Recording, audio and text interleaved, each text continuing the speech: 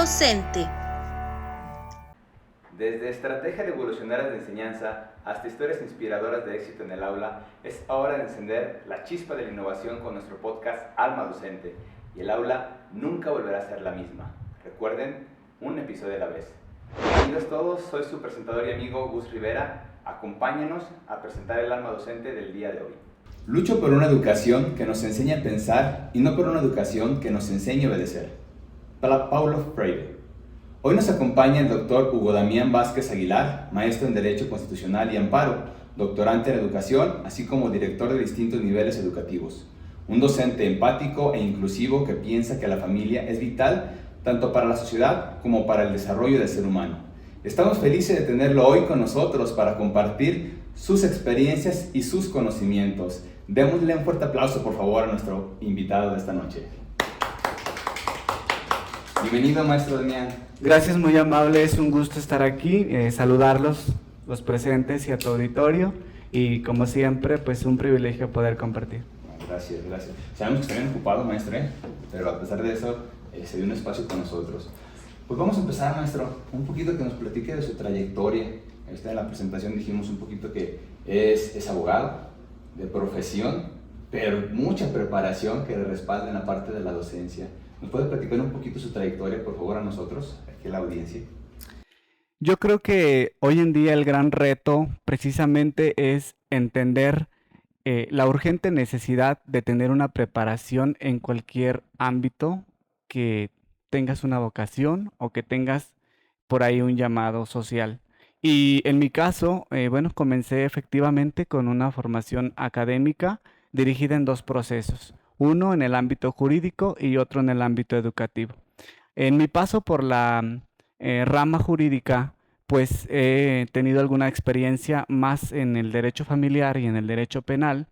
Y bueno, en cuestiones de logística y de organización en este tipo de agenda, nos hemos desarrollado con los y las compañeras, pues en proyectos diferentes que nos han llevado a conocer nuevos mundos, a conocer nuevas mentes, a incursionar con nuestros educandos en los distintos niveles y en las distintas capaduras. Desde el nivel medio superior al nivel superior y en los posgrados, pues podemos encontrar grandes hallazgos que también fortalecen nuestra alma docente, como bien lo mencionabas. Maestro, ¿dónde empezó a dar clases usted? Primeramente, bueno, comenzamos en apoyos universitarios y enseguida, bueno, nos incursionamos directamente en una agenda a nivel medio superior. Esa fue el episodio 1, por así llamarlo, donde incursionamos en la docencia.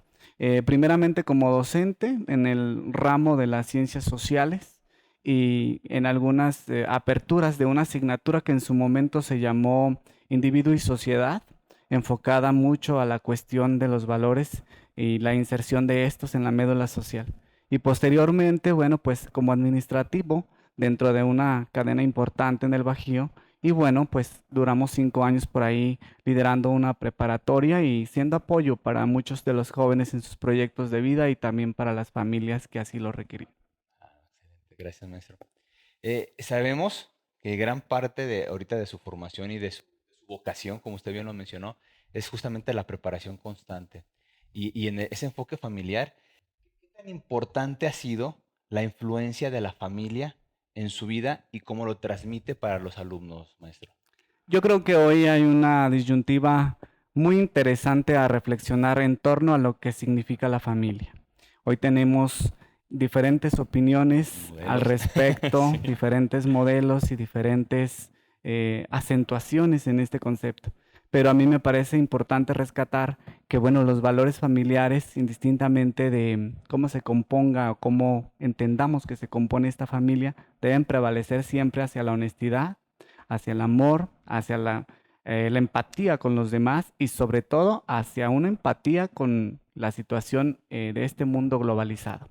Porque no podemos minimizar tampoco que vivimos en un contexto social y como parte de este contexto, la familia juega un papel fundamental en relación a la formación que cada uno tenga dentro de esa médula, pero a reflejarse dentro de los niveles sociales.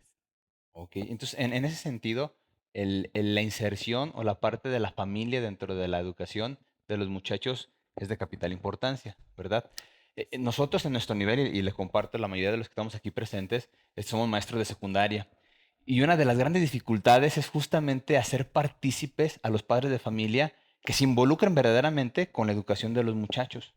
¿Usted qué nos podría decir? ¿Qué estrategia pudiéramos de alguna manera implementar para que los papás, cada vez los papás están siendo como más conscientes, pero todavía tenemos ese sesgo, esa dificultad como para que se involucren de manera real?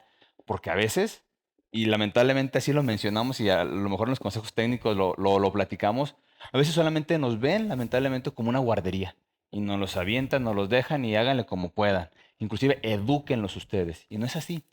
Las herramientas que usted conoce, maestro, ¿qué estrategia pudiera sugerirnos a nosotros, el colectivo docente, para poder de alguna manera implementar? A mí me parece fundamental entender una vertiente que a lo largo del camino he visto que no se ha cristalizado todavía. Y eso precisamente es comprender el papel que juega el docente. El papel importante que el docente y la docente juega hoy es una ventana de suma importancia para los educandos. En sus familias sabemos que viven contextos distintos y que escapan a sus posibilidades poder controlar. Simplemente pues por la edad que algunos de ellos tienen, hablamos de educación básica. Inclusive en educación superior sucede, porque la crianza y los valores que tenemos en casa vienen un poco a apuntalar o no esto de lo que hablamos. Sin embargo, bueno, las estrategias que pudiéramos tomar es entender al otro frente a ti. ¿Cuándo entiendes al otro frente a ti? Precisamente cuando te das la oportunidad de ver su contexto, de comprender y aportar, no de señalar, sino aportar. Nosotros no tenemos un papel ni un contrato tampoco inquisidor, ni tampoco de señalamientos. Sin embargo, en ocasiones vamos en un círculo vicioso y en lugar de proponer, pues nos dedicamos a limitar y decir, no, a ver, yo aquí vengo hoy en esta jornada a realizar este tema y a cumplir con esta planeación o con este proyecto. Entonces me voy a limitar a eso. Sí, pero dentro de esto debemos buscar las herramientas que apoyen al interés superior de la niñez, que marca el Pacto de San José y del que México forma parte desde ya tiene algún tiempo. Nosotros enmarcados en estas líneas debemos ofrecer a los padres de familia puntos de acuerdo, orientación adecuada y a los educandos de la misma forma. Porque recordemos que muchos de ellos, la mayoría, nos ven como una inspiración o un modelo. Siempre es así. Un modelo puede destruir o puede aportar. Tú decides el rumbo que le das. Ok, me parece muy interesante la parte como lo percibe, maestro, en el sentido de ser una educación muy humanista que comprenda justamente la realidad del discente y la parte de su contexto. Pero en nuestra realidad concreta, me gustaría preguntarle, en nuestra realidad concreta tenemos diversidad de contextos y de dificultades, de todo índole, donde las problemáticas salen de nuestras manos y nuestras autoridades nos exigen resultados. Entonces, en el análisis, los maestros decimos, ok, yo lo hago lo que está en mis manos, sé que el muchacho tiene una situación complicada, que no va a poder salir adelante él solo, necesitamos el apoyo principal que es su familia, pero muchas veces no lo encontramos. ¿Cómo hacer en esa parte o cómo sentir que ya hicimos lo que está en nuestras manos y vaya, a lo mejor utilizar un término muy, muy, muy vano, que nuestra conciencia esté tranquila de que hicimos lo que nos corresponde, porque nuestra vocación de alma docente es ir por ellos y por el más alejado y por a lo mejor el más rebelde que quiere llamar la atención, pero a fin de cuentas grita necesidades, tiene necesidades que se le hay que atender. Entonces, en ese sentido, ¿cómo le pudiéramos hacer, maestro? Para decir, ok, ya lo comprendí, ya traté de involucrar al otro pilar importante de la educación, que es su familia, muy importante, pero a pesar de eso no da resultado. Yo creo que no debemos cruzar una pequeña línea muy delgada y esto debemos entenderlo y dejarlo bien sentado, de hacer lo que nos corresponde, pero no incursionar en lo que no nos toca. Debemos también recordar que si bien es cierto, trabajamos con el interés superior de la niñez y claro, el niño y la comunidad y todos son prioridad, somos prioridad. Sin embargo, No debemos poner en riesgo tampoco la integridad o eh, el quehacer diario por hacer en ocasiones cosas que no nos tocan. Te platico un poco. Em, Cuando hacemos todo por una persona, en cualquier ámbito, en cualquier situación, tenemos una satisfacción de haberlo dado todo, de una manera integral, unitaria, de haber marchado en una unidad para lograr un objetivo. Si este no se cumple por alguna situación, por algún evento, por alguna eh, cosa que suceda en el camino, ya no corresponde a nosotros, porque cada uno habrá hecho lo que le tocó. En el aula con el niño debemos acercarle, y es una obligación, todas las herramientas pues para que el alumno, la alumna pueda tener un soporte para continuar en ese camino de estudiante, en ese camino de la escuela, que precisamente ese espacio sea esa ventana que mencioné para tener una fortaleza y entender que hay una voluntad férrea que seguir. ¿Una voluntad cualquiera? No, esa la tienen todos. Debemos de buscar una voluntad absolutamente férrea para conseguir las cosas. Pero eso lo van a entender los educandos una vez que se los transmitas y que tú lo creas. No podemos ir más allá en los contextos familiares porque hay protocolos y porque hay situaciones que delimitan ciertos temas hacia una dirección. Por ejemplo, en el caso de los niños con barreras del aprendizaje, tenemos las tablas y las situaciones que seguir. Los que tenemos maestros de apoyo USAER en las instituciones, es una gran bendición contar con esa herramienta. Pero los que no lo tienen, de igual manera, tienen que sacar adelante el trabajo, allegándose de sus insumos y precisamente caminando así, en unidad como institución. Pero aquí depende mucho lo que tú vayas a aportar también como persona, como docente. ¿Qué vas a dar? O sea, ¿vas a ir a cumplir una normativa, un contrato o realmente vas a transformar? Porque hay una gran diferencia en ello. Y podemos ver a muchas personas cumpliendo, pero muy pocas transformando. Sí, sí, definitivamente a mí me queda claro y yo creo que también a gran parte de la audiencia no, lo entendemos, la parte de que tenemos límites. Sin embargo, las exigencias del sistema educativo nos dicen, nadie se puede quedar atrás. Como sea, vamos a llevar a todos hacia dentro de las estadísticas que manejan. A fin de cuentas lo manejan con estadísticas, maestro. Lamentablemente a ellos nos dicen que seamos humanos, que seamos comprensivos, pero nos dicen, a ver, aquí ocupo resultados. Entonces, la verdad es que es un tema muy amplio. Pudiéramos profundizar mucho más, pero sí dejar como la parte de la reflexión aquí a la audiencia, su punto de vista muy interesante, muy humano, pero todavía se queda como que esa inquietud de decir, ok, sí me intereso por el chico, sé que no me debo de involucrar más de lo que me compete, pero esas exigencias que tengo detrás como que no me dejan. Y definitivamente, por eso, el sentido de nuestro podcast era justamente eso, darle la voz a maestros como usted, que trabajan todos los días y que sí transforman, como bien lo dijo usted, que transforman las almas de esos pequeños alumnos que están ansiosos verdaderamente de que se les guíe, de que se les acompañe, de que se les muestre un ejemplo a seguir. Muchas gracias, maestro, por esta aportación tan valiosa. En otro sentido, y un poquito más, ya un poquito más personal, maestro Damián, dentro de su trayectoria educativa, ¿cuáles han sido los mayores retos a los cuales se ha enfrentado y cómo los ha superado? Han sido varios. Desde luego que el marco normativo en ocasiones no encaja con la realidad, como bien lo mencionabas, que vivimos los docentes en todas las capaduras, no solamente en la cuestión básica. Hablemos en todo el sistema educativo. Vivimos en un mundo globalizado, eso debemos entenderlo. Las políticas internas y externas también nos llevan a una dinámica de tomar decisiones, de poder proponer también en el ámbito en el que trabajamos distintas situaciones. Pero los retos a los que me he enfrentado han sido precisamente los contextos escolares.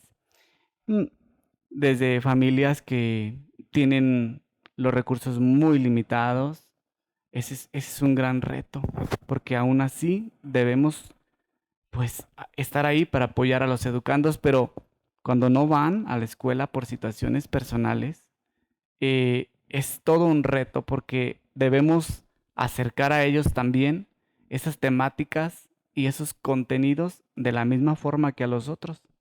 Y no importa si no fue hace una semana, un mes, o si fue solamente el último mes. Es un deber que tenemos precisamente de dar cumplimiento a esto, hablando de las cuestiones normativas y de todo esto.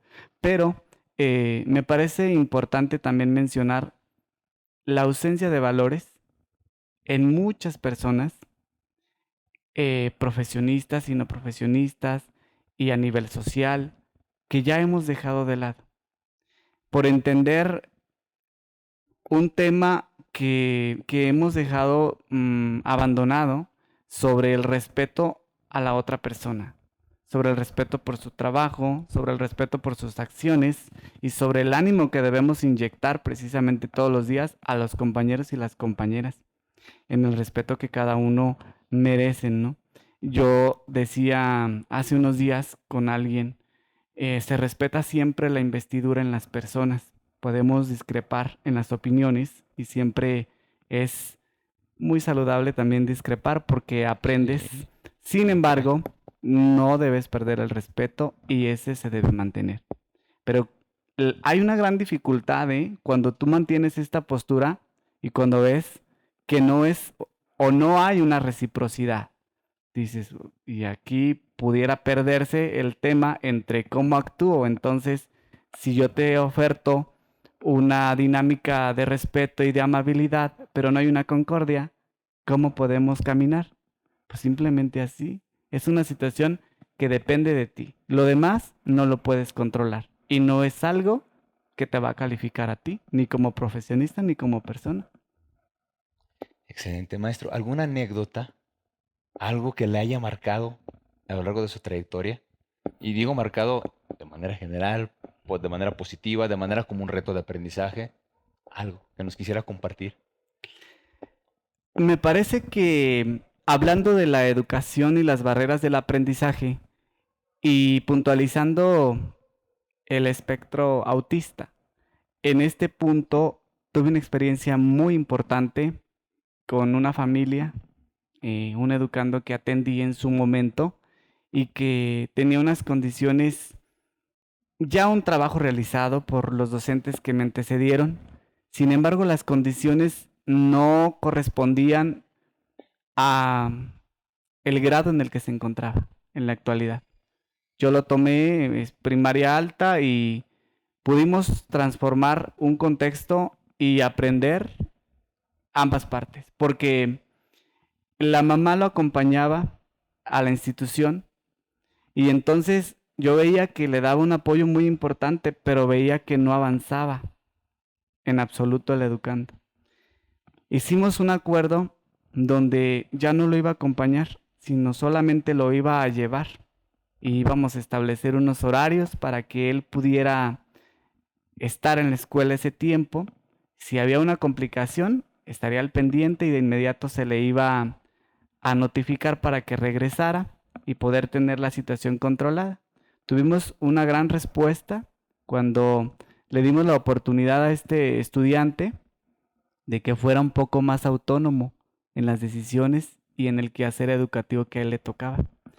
Aprendí muchas cosas porque recuerdo que en una de las clases tenía todo diseñado, un ambiente de aprendizaje apropiado, porque además no era la primera clase, ya sabía cómo trabajaba. Pero yo había puesto unas cortinas de papel. No teníamos cortinas de tela en el aula y en esa parte el rayo del sol pues era molesto para los niños que se sentaban en ese lado. Unas cortinas de papel, bueno, mitigaban un poco el tema de manera momentánea. Pero bueno, con el vaivén del roce del papel, el ruido ese pequeño y fino que podemos pasar por alto, al niño le molestaba. Pero yo no sabía qué era. Hasta que después de investigar y checar, me di cuenta que era eso, como después de 2 horas, porque estaba muy inquieto y aprendí esa parte. Aprendí entonces a cuidar los extremos de los sonidos para que él estuviera cómodo. Esa fue una gran enseñanza. Y es algo que siempre comparto con mis compañeros, porque en aquello que podemos minimizar están las grandes enseñanzas y las grandes acciones. O sea, no hay cosa pequeña ante los ojos de ninguna persona, solamente ante el que no ha reflexionado y no comprende. Hay muchos, pero debería de haber grandeza aún en las pequeñas cosas. Sí, claro, claro. Sobre todo porque las características de estos chicos son como que mucho más sensibles a lo, como bien lo dice maestro, a lo que As- para nosotros es ordinario, para ellos pudiera ser extraordinario. Así es. Y sí, en ese sentido, yo también tuve la oportunidad de trabajar con un chico de preparatoria, de sexto semestre, y de verdad, extremadamente ordenados, maestro. Muy ordenados y muy metódicos. Y a colación de lo que mencionábamos de la intervención de la familia, en este caso, en el ejemplo que usted tiene y en el ejemplo que ahorita quisiera de manera nada más vislumbrarlo, el apoyo también de la mamá fue fundamental, fundamental. En este caso, sí era estaba un chico de preparatoria, sí era más independiente, pero sí la intervención de la mamá. La primera vez, maestro, les comparto, yo estaba pasando lista y dije el nombre de este chico, no me contestó, me ignoró totalmente. Y para mí eso fue como que, "¡Ah! ¿Cómo me está ignorando esta criatura?" Y es el primer día. Oh, me enojé con él, hablé, lo saqué del salón, hablé, obviamente me ignoró totalmente. Hasta que me dijeron, maestro, cuando tiene una situación de ese tipo, inmediatamente con dirección, y en dirección le da una respuesta.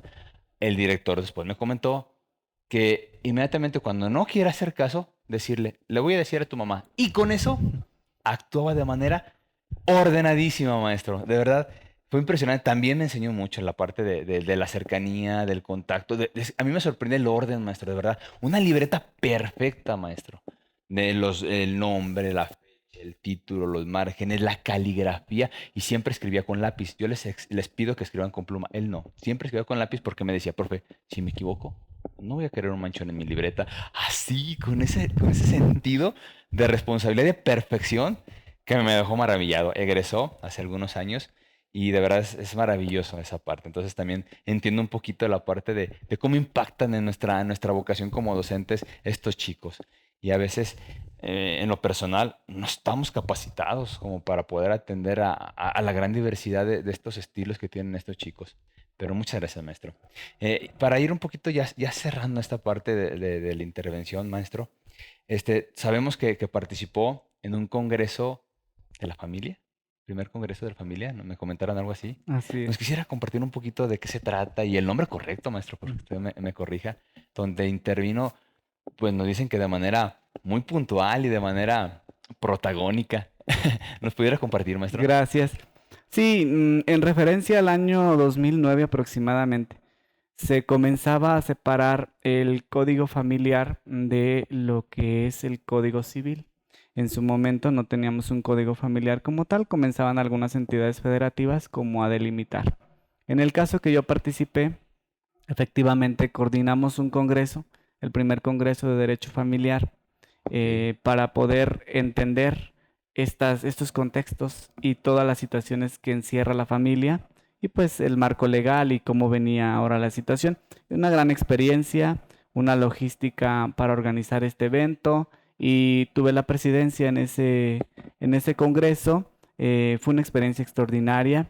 Sin embargo, siempre quedan enseñanzas Claro. y hay que perfeccionar siempre los temas y la visión ante la vida misma, pero fue una experiencia muy, muy dinámica, muy extraordinaria con los y las compañeras que nos acompañaron. Entonces, entendimos que la familia es para siempre, ¿no? Porque también en Cuernavaca, Morelos, hubo un congreso precisamente que se llamó La familia es para siempre, donde inclusive se dio por una semana esta dinámica.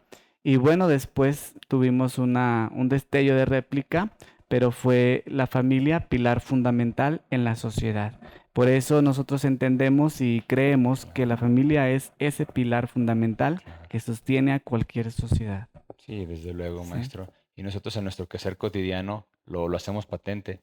Sentido, y no es coincidencia la parte de que en su gran mayoría, los alumnos sobresalientes es porque cuentan con esos pilares desde casa, de la parte de la familia, involucrándose de manera contundente. Maestro, hoy sabemos también que está involucrado en el trabajo y en el servicio social por medio del sindicato. ¿Nos pudiera compartir algo de lo que hace de manera diaria, maestro? Porque sabemos que estudia bastante, pero hoy en día también está involucrado en la parte del sindicato y que ha tenido bastante incidencia en programas sociales. ¿Nos pudiera también compartir algo respecto a ello? Bueno, lejos de la situación sindical o no, a nivel personal, bueno, hemos tenido participación en distintos aspectos, en distintos puntos de trabajo altruistas, ¿verdad? Siempre Ok, mi equipo de trabajo, mis amigos, siempre tenemos una visión muy altruista hacia el servicio a las personas. No siempre se puede coincidir con todos, sin embargo, siempre hay aprendizajes para poder moldear el camino y poder seguir las metas. Yo hablaba hace un momento de una voluntad férrea que debemos conseguir todos y todas a nivel personal y a nivel profesional se refleja pues aparejado a esto. Porque cuando tienes un orden personal, yo creo que se refleja en tu vida profesional también. Cuando tienes un desorden, no quiero señalar ni nada, ni es el objetivo, pero también se refleja. Y pues no lo digo yo, simplemente claro. se puede ver en las distintas sociedades del mundo, ¿no? Basta con poner una mirada al interior o al exterior y nos podemos dar cuenta, siempre para mejorar. Porque el que se opone propone. Entonces, oponerse es sencillo, pero proponer marca la diferencia en muchos aspectos. Entonces, seguimos trabajando siempre en favor de las personas y en favor de nuestra ideología, ¿no? A nivel personal de una ideología pues altruista, al respeto al otro frente a ti. Excelente, maestro. Maestro, finalmente, ahorita sabemos que están terminando los procesos de admisión en educación básica. ¿Qué le pudiéramos decir a esos nuevos maestros que están a punto de ingresar desde su experiencia, gran experiencia como docente y como directivo, para que comiencen, para que impacten y para que transformen lo que dijimos hace ratito, que transformen la realidad de sus estudiantes? Yo creo que la propuesta es, hay que valorar realmente si lo que queremos es incursionar en la cuestión educativa, si queremos investigar o si tenemos esa pasión por transformar, porque es una cosa muy diferente. Llegar a dar un cumplimiento a un contrato laboral es muy sencillo en ocasiones, pero transformar a las personas que estás ayudando es un reto. Y si las personas que van a ingresar al servicio en cualquier parte del mundo y hablando de nuestra sociedad tienen ese espíritu, ese llamado, esa vocación, ya lo reflexionaron, excelente, bienvenidos y siempre hay que innovar. Mi punto de vista personal es que la innovación va de la mano siempre con los docentes y hay que estar presentando cosas nuevas ad hoc a lo que estamos viviendo y al contexto que llevamos. Ese sería. Muy bien, gracias, maestro. ¿Algunos proyectos en los que se visualice próximamente, maestro, que nos quisiera compartir? Que tenga así como en puerta para poder desarrollar. Sí, tengo varios. El más importante ahora creo es una publicación que estará próxima, un ensayo de cuentos de teatro, precisamente, en el que hemos estado trabajando ya hace algunos años, pero no se había cristalizado por algunas situaciones y parece ser que va camino a esa cristalización. Entonces vienen esas historias, vienen esos cuentos y viene por ahí ese registro para tener ese ciclo de charlas también con ese material posterior. Excelente, maestro. Muchísimas gracias. Hemos Por- llegado al final de nuestro podcast, pero no de la tarea educativa que tenemos de manera cotidiana.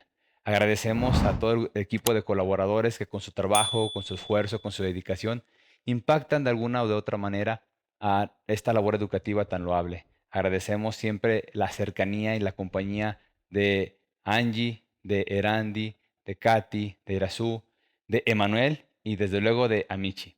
Muchísimas gracias, pasen excelente noche y mientras tanto sigan inspirando. Hasta la próxima.